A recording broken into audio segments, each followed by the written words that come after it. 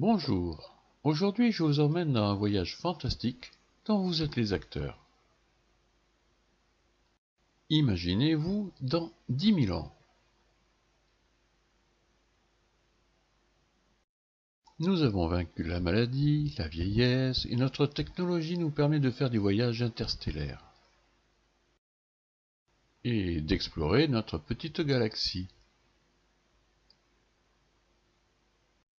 Bien sûr, il faut beaucoup de temps pour visiter toutes les étoiles et encore plus leurs planètes. Même si nous habitons une petite galaxie, elle fait quand même 100 000 années-lumière de long sur 1500 d'épaisseur. Mais nous avons tout le temps, et je vous invite à chercher une planète qui aurait plus ou moins les mêmes conditions de vie que la nôtre. Aussi, je vous dévoile ici les 7 phases pour une campagne de voyage interstellaire impliquant une ou plusieurs planètes habitables ou habitées. Dans cette fiction, j'utiliserai uniquement mes photos et images, et mes commentaires seront ceux de mes 6 ans de témoignage. J'espère que vous ne serez pas perdus par l'alternance entre mon vécu et l'histoire que nous allons vivre ensemble. Pour débuter la traque d'une planète intéressante, il nous faut un véhicule. J'en ai plein à disposition, il suffit de choisir. Il y a bien le traditionnel tube, mais bon, c'est utile pour les interespaces, pas pour l'exploration. La soucoupe est bien utile, mais seulement pour travailler dans les systèmes solaires. Le sol pour parcourir de longues distances en ayant dans ses soutes tout le matériel dédié à l'exploration, c'est bien un grand transport comme le triangle.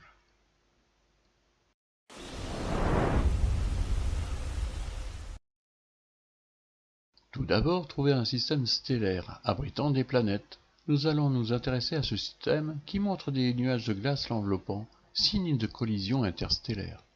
Effectivement, ce système présente bien des planètes, dont certaines dans la zone habitable, et l'étude préliminaire montre une planète bleue, signe de présence d'eau à l'état liquide.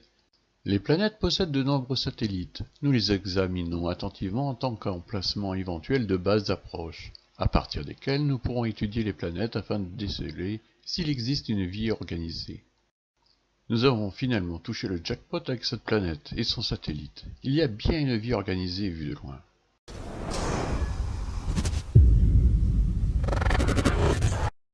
Cette phase consiste en une surveillance de la planète à l'aide d'instruments sondes, qui nous enverraient des images et des relevés atmosphériques et détermineraient la nature et l'importance des centres de civilisation s'ils s'en trouvent sur cette planète.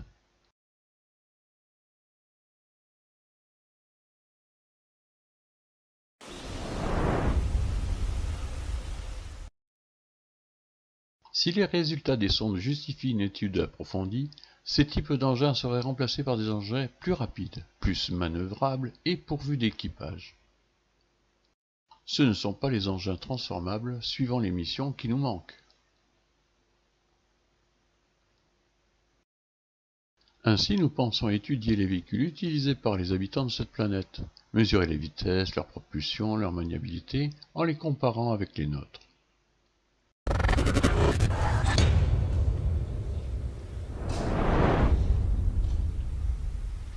C'est la phase qui comporte le plus de risques réels. C'est celle où nous envoyons des engins pilotés pour savoir si les créatures qui peuplent cette planète sont hostiles. Et si elles le sont, dans quelle mesure? Il s'agirait aussi de déterminer les centres militaires et leurs moyens de détection, s'ils en possèdent. Il est évident que nous mettrions en même temps tout le matériel défensif et de retrait pour les protéger. Même si je vous ai invité à me suivre dans cette aventure, la plupart des gens à bord sont des scientifiques, ce qui ne les empêche pas d'avoir les moyens de se protéger contre toute agression.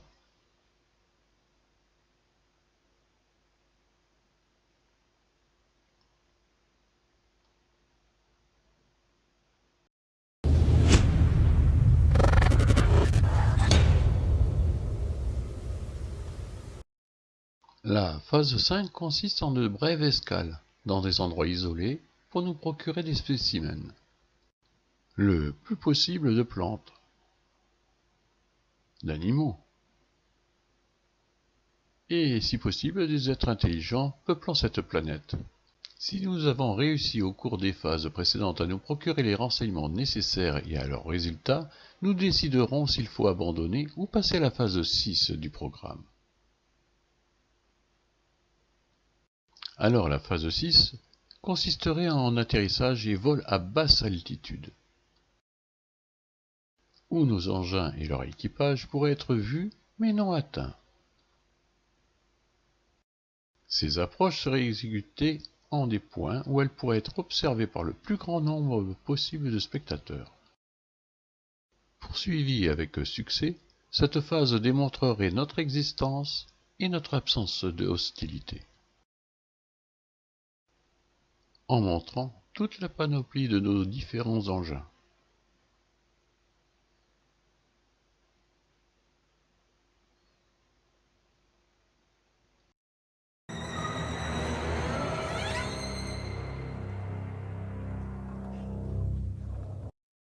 Ce serait le point final du programme. Le contact ne serait tenté que si nous avions d'excellentes raisons de croire qu'il n'engendrerait pas de désastre. Certaines raisons pourraient interdire qu'on passe à la phase 7, même si les résultats des 6 phases précédentes ont pu indiquer que celle-ci soit matériellement réalisable. Voilà, c'est tout. Je pourrais dire que tout est bien et que tout finit bien, qu'ils furent heureux et eurent de beaux enfants, et que ce serait le début d'une nouvelle ère avec de nouvelles alliances.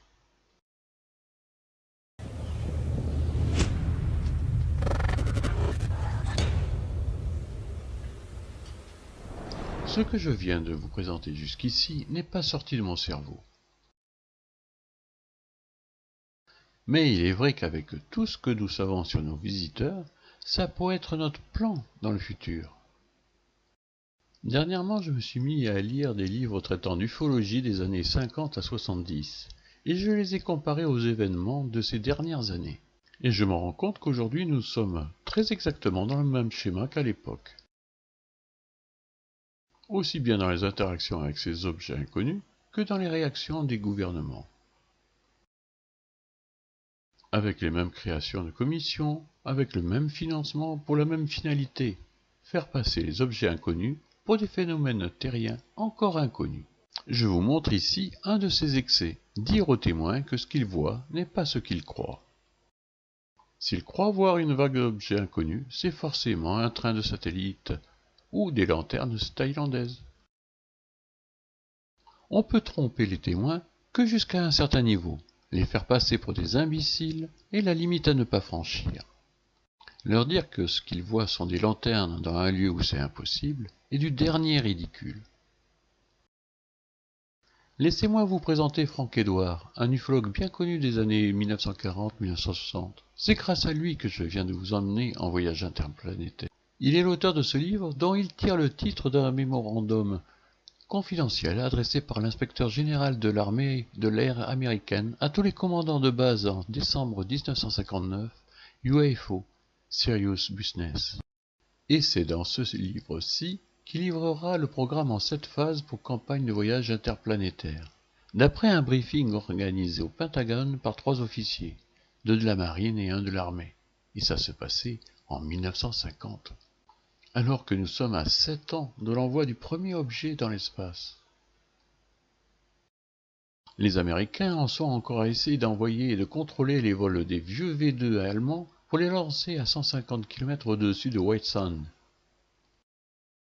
Ils n'avaient aucun matériel qui justifiait les équilibrations à longue portée dispensées lors du briefing de juillet 1950 à des années de l'ère des fusées spatiales. La censure sur ce genre de discussion et de sujet interviendra seulement en 1952 avec son cortège de règlements imposant mutisme et tromperie.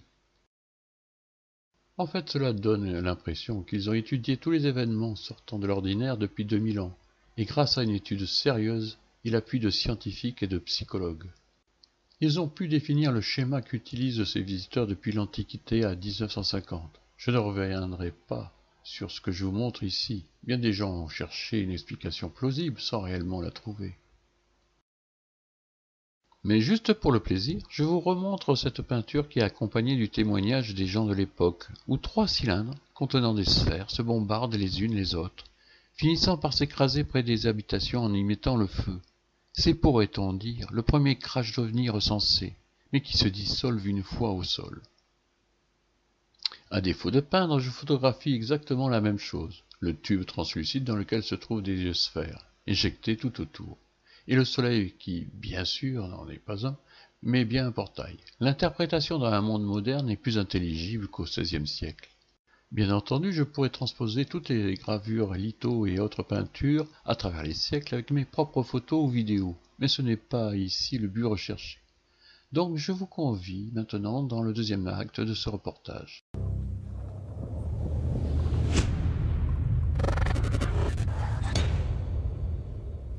Je vous emmène dans le même voyage interstellaire à la découverte d'une civilisation, mais vue du côté de nos visiteurs. Les 7 phases sont identiques, mais dans les années 2000, il y a une grande différence avec ce qui s'est passé auparavant, la libération de la parole des témoins civils. Et ce, grâce à l'avènement des réseaux sociaux. Le phénomène OVNI ne pouvait plus être ignoré volontairement par les gouvernements du monde entier. Nous serions bien dans la phase 6 de leur programme, se montrer au plus grand nombre. Contournant de fait le blocage des informations détenues par les militaires et les pilotes civils. Nos visiteurs ont de plus choisi des gens qui deviendraient des témoins perpétuels, qui par leur prise de vue infinie ne pourraient plus être catalogués comme psychologiquement instables, mais comme des contactés sérieux. Ce qui sera montré à ces gens sera en fonction de leurs croyances, de leur envie secrète, ce qui donne un certain flou sur les raisons de leur présence aujourd'hui. Par contre, le matériel numérique a tellement évolué qu'il est possible aujourd'hui de tirer des conclusions techniques sur ce qui est proposé aux témoins perpétuels. Mais généralement inacceptable pour les professionnels de l'ufologie. Par exemple, ici une démonstration de la physique quantique à partir d'un seul objet, lors d'une séance de prise de vue. Si vous expliquez ce que vous voyez ici à un physicien, c'est d'une évidence flagrante. Il faut bien comprendre la nature humaine. Plus les témoins perpétuels montrent des objets qu'ils photographient ou filment, plus les spécialistes de la question OVNI les ignorent. Pas question de les laisser empiéter sur leur terrain de jeu, de duperie et de mensonges.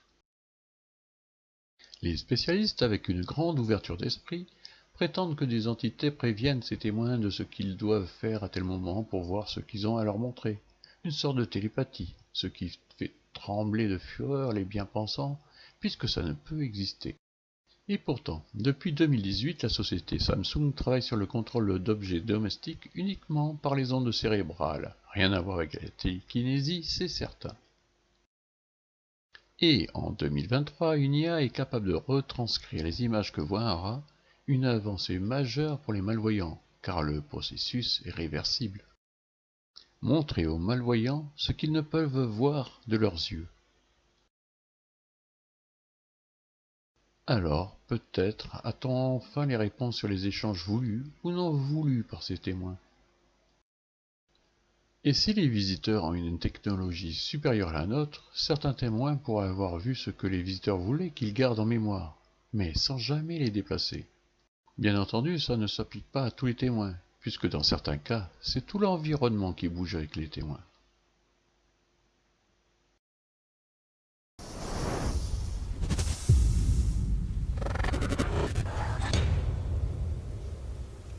Les témoins perpétuels représentent toutes les couches de la société. Ceux qui, après leur contact, se dirigeront vers l'occultisme, la religion, la métaphysique, etc., etc., dans autant de branches différentes que celles de mon pommier. Pour moi, dès le début, la seule chose qui m'intéresse, c'est la technicité utilisée par eux pour me montrer ce que j'ai envie de comprendre. Et ce ne fut pas facile pour moi d'interagir avec eux. Comment communiquer avec des objets et des entités qui ne semblent pas compatibles par l'apparence et le mode d'expression que j'utilise? Après différentes approches, avec des lasers, des essais de télépathie, etc., je me suis naturellement rapproché du mime. Quoi de mieux que de s'exprimer par le geste? Vous pouvez tout faire, tout représenter, et si cela ne suffit pas, vous pouvez utiliser en plus des artefacts simples pour compléter votre discours. Je dis bien que vous pouvez tout faire figurer, même les sentiments.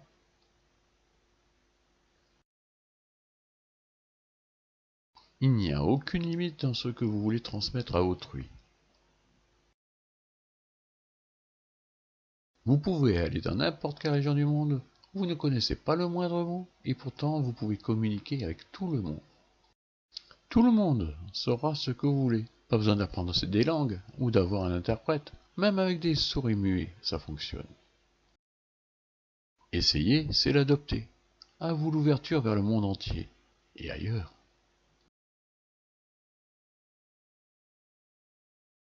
C'est ainsi qu'en 6 ans d'échange avec nos visiteurs, je vais réaliser des reportages sur ce qu'ils me montraient au fur et à mesure. Et à chaque édition, j'ai eu droit à quelques cadeaux visuels, me poussant à chercher, à comprendre encore et encore. D'ailleurs, voici un de ces cadeaux visuels. Comme lors du montage du reportage Boule lumineuse, les incroyables rébus. Ils vont, lors du montage de ce reportage-ci, me montrer le déplacement d'un mini-objet lors d'une prise de vue en rafale d'une seconde. Ce n'est pas un reflet sur la lentille de l'appareil. Mais si vous préférez y croire à un reflet, je ne m'en offusquerai pas. Mais qui, bizarrement, intervient au moment de parler d'une catégorie de reportage qui apporte plus d'interrogations que les autres, celle sur les orbes visibles ou invisibles, et vous allez voir combien c'est essentiel dans les phases 5 et 6 de leur projet. Je ne vais pas vous remontrer ce reportage ici, je vais vous rappeler qu'il existe bien des objets appelés orbes et les autres des métamorphes ou polymorphes, et qu'en fait ils sont de la même famille, les uns sont bien le produit des autres.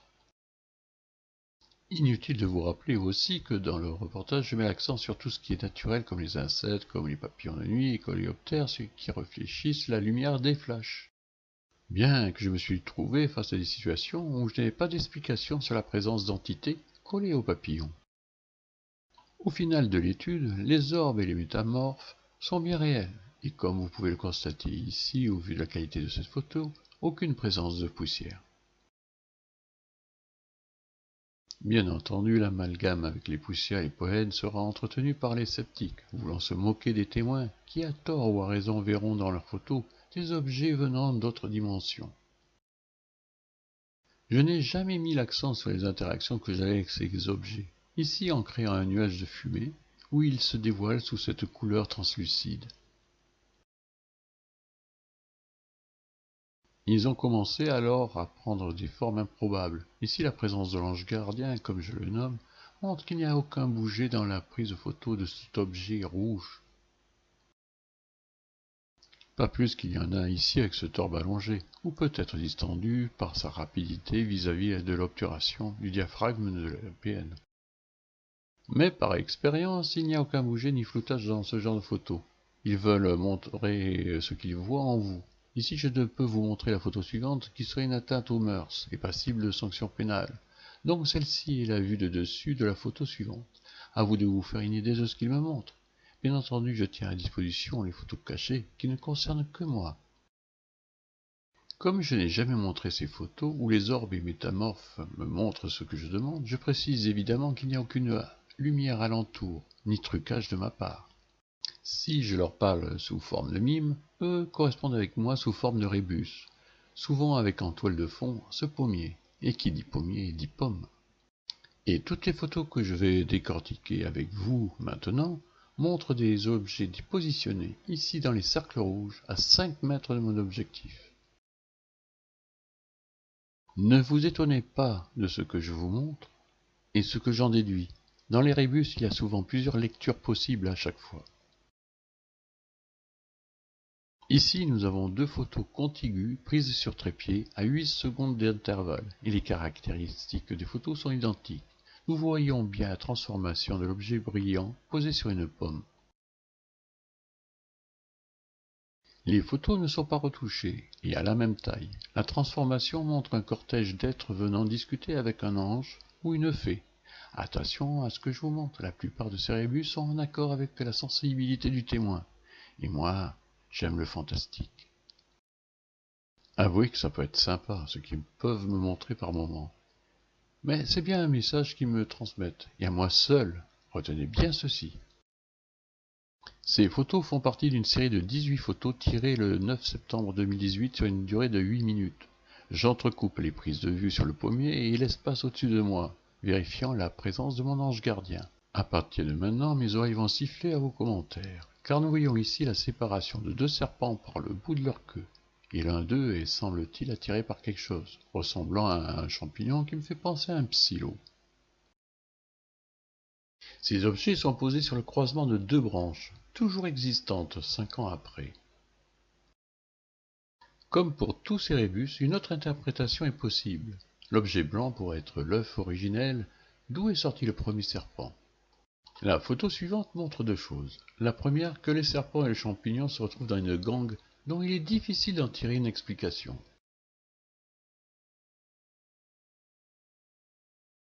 La deuxième chose se trouve un peu plus à droite et est très intrigante. Je vais essayer de la décrypter telle que je l'aperçois.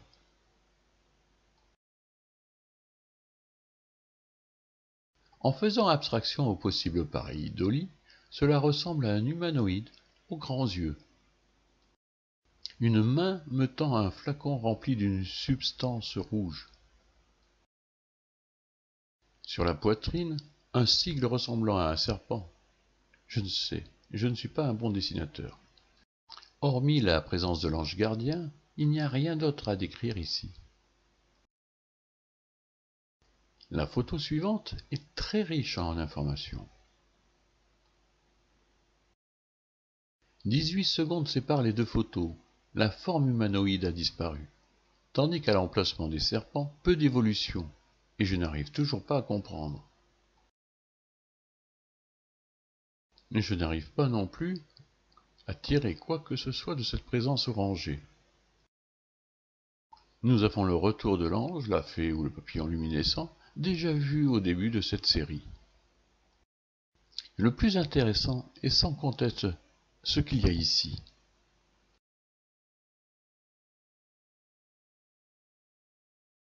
Nous retrouvons mon ange gardien à droite, et à gauche il est possible qu'il s'agisse de l'objet décortiqué auparavant dans l'autre photo, renfermé dans sa coquille. Au centre de tout se trouve votre pire cauchemar intellectuel, celui d'une tête hybride d'un humain et d'un reptilien. Comme vous le voyez, mon ange gardien est bien présent, et la tête de l'hybride a elle aussi plusieurs lectures possibles, suivant la façon de le regarder. Je vous rappelle que je vous montre ce qu'il m'explique par rapport à mes demandes, et mes explications ici ne concernent que moi. Par exemple, mon questionnement sur l'apparition de l'être humain sur cette planète. Ceci n'engage que moi. Désolé si ça vous donne des cauchemars. Et ici, métaphoriquement parlant, ce pourrait être le Graal proposé aux humanités, croisé au fil des planètes investiguées.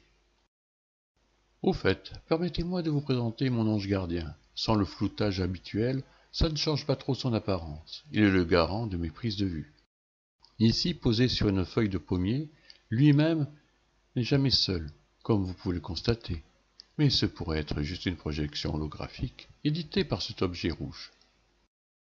Dans un reportage édité sur le cube, je vous avais montré ce qu'il pouvait réaliser. Vous avez très exactement la même chose ici dans ce reportage.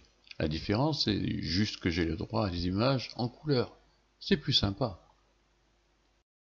Je ne suis pas croyant, je ne conçois pas que des dieux puissent s'intéresser le moins du monde aux pitreries insipides de l'humanité. Logiquement, je veux dire, des êtres de cet ordre ne s'y intéresseraient pas.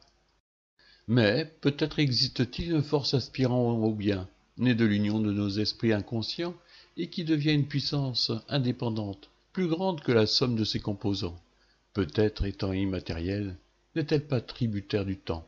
Peut-être voit-elle dans l'espace comme dans le temps des pions, si bien que la supposée victoire d'aujourd'hui se révèle la pierre angulaire de la défaite de demain.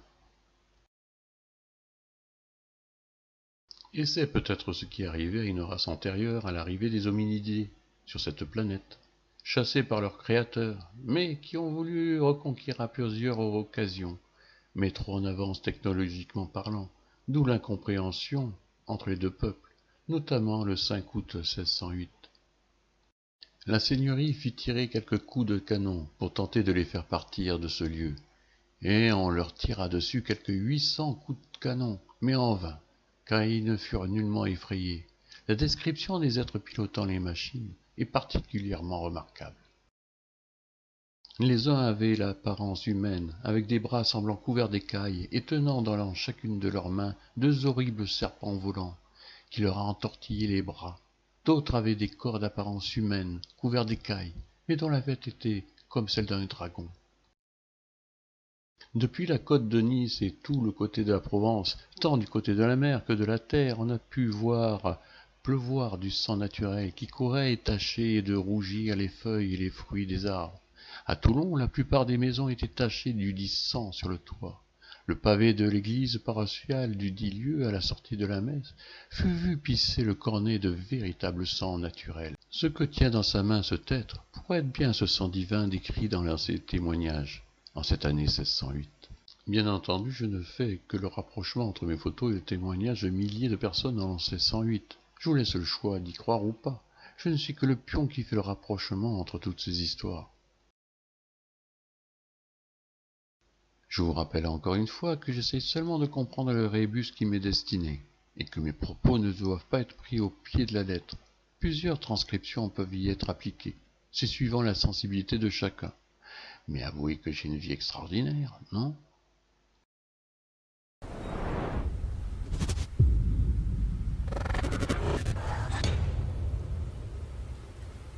J'aurais posé beaucoup de questions, mais pas ce à quoi s'attendent les gens en général.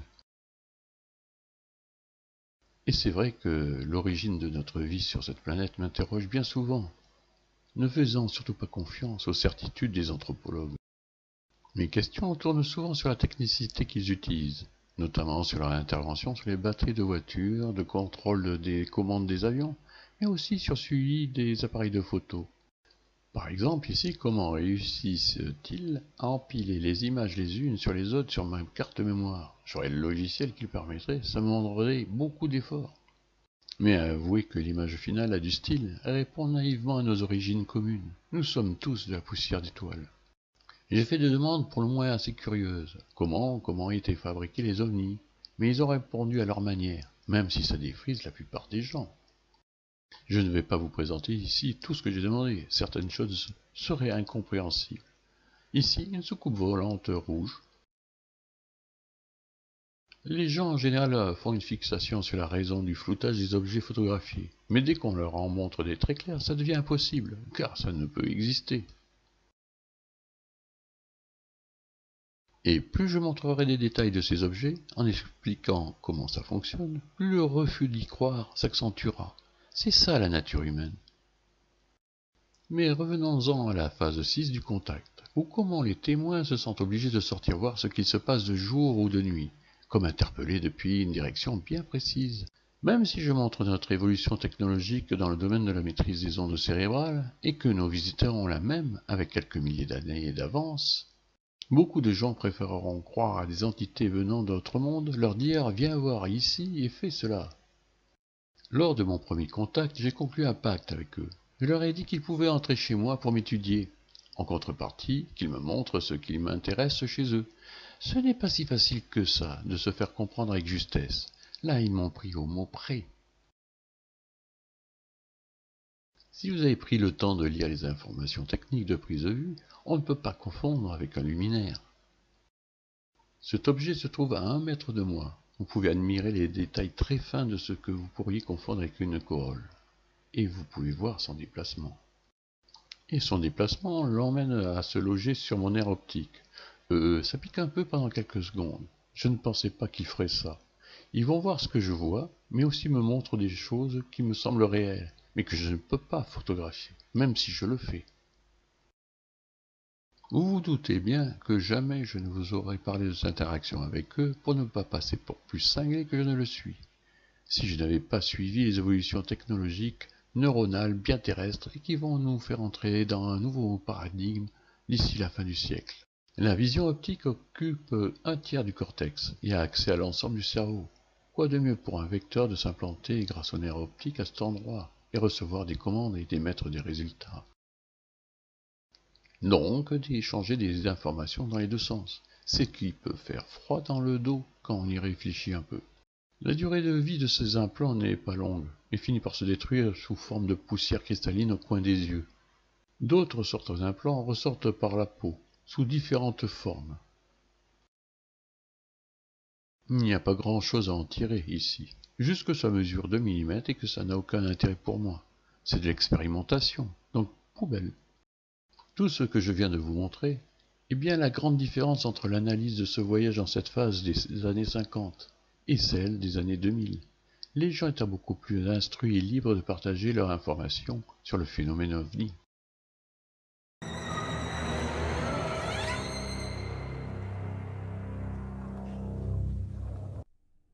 La 7e phase consiste bien, que ce soit de notre part d'un futur éloigné ou de la part de nos visiteurs actuels, de savoir si, oui ou non, nous allons prendre contact avec l'intelligence présente sur cette planète, peuplée de 8 milliards d'habitants.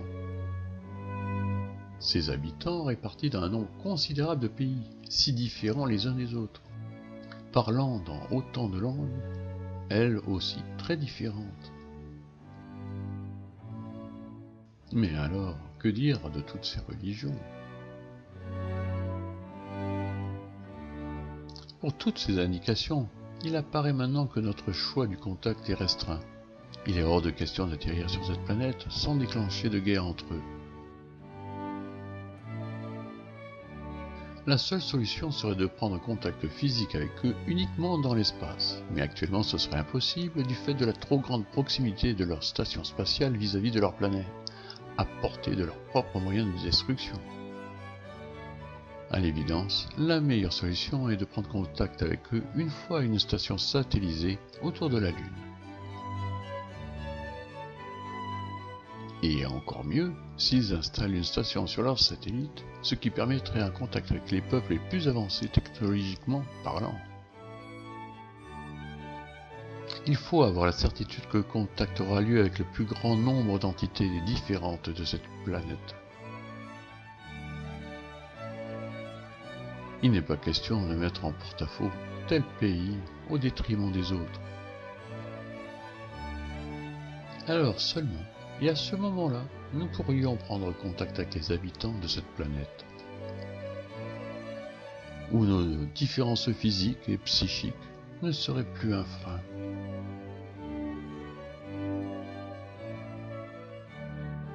Pour créer une entente galactique entre tous les peuples des étoiles. Et en attendant, nous ne pourrons que rêver de ce moment. Voilà, c'est la fin de ce voyage partagé avec vous. J'espère vous en avoir appris un peu plus sur nos visiteurs. Tout ce que j'ai pu vous raconter n'engage que moi, et je serais désolé si une personne se sentait visée par mes commentaires. Mais vous comprendrez qu'après toutes ces aventures, je ne peux que sourire aux déclarations de commission fantoches, voulant absolument effacer les soucoupes volantes bien réelles, au profit de ballons et de phénomènes terriens encore inconnus. Bien entendu, je ne vous ai pas montré tout ce que j'ai découvert.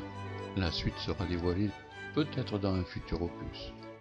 Tout ce que je peux vous dévoiler, c'est que les témoins vont commencer à pouvoir prendre des photos et des vidéos d'objets inconnus avec de moins en moins de floutage. Car pour que la phase 7 se réalise, nos visiteurs vont devoir passer outre les considérations scientifiques pour leur montrer combien ils se trompent, à moins que nous revenions encore une fois à la phase 6, encore et encore, ce qui serait un beau gâchis.